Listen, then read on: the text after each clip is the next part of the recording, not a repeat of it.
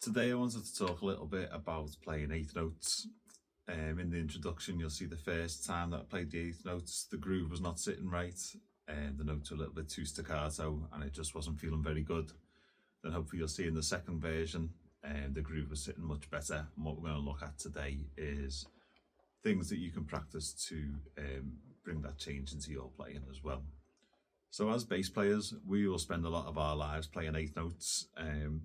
It's good fun, feels good, and that's kind of what we get hired to do.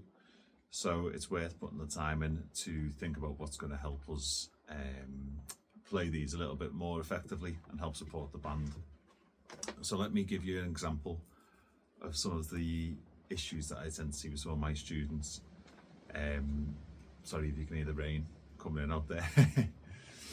Some of the issues that I see with some of my students is quite often just playing the notes too staccato. Staccato meaning short. So I'm going to put the metronome on and I'll give you an example of some short eighth notes.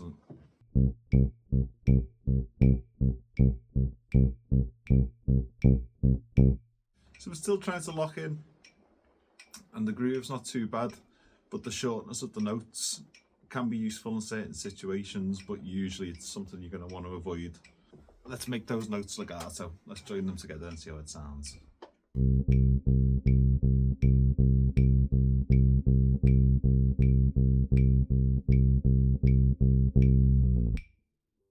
I think it feels much better.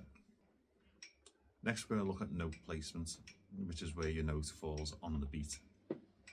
Today what we're going to be working on is trying to get your note to land squarely on the beat. There might be times where you want it to push forwards, might be times where you want to pull back behind the beat. This should be a conscious decision. And what we're going to do today is try and get right on the middle of the beat. This is what it would sound like if we were square on the click with the notes right on the beat.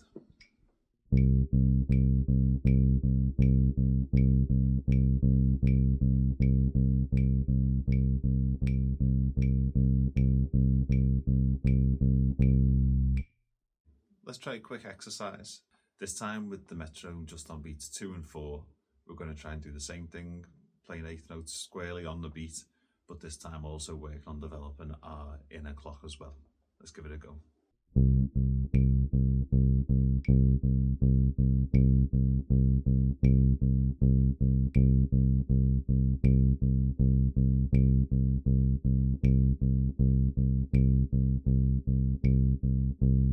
Okay, let's have a little think about adding an accent. Let's just put an accent on beat 1, which is really going to help lay down the time and the form for the band that you're playing with.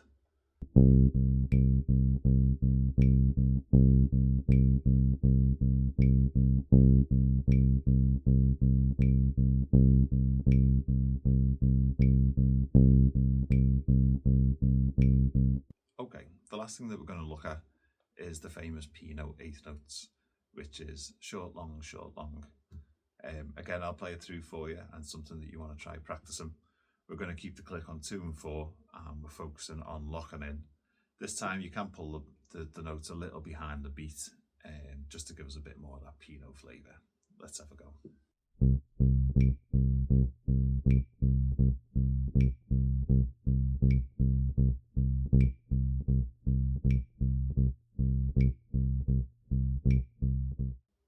Okay, nice one guys.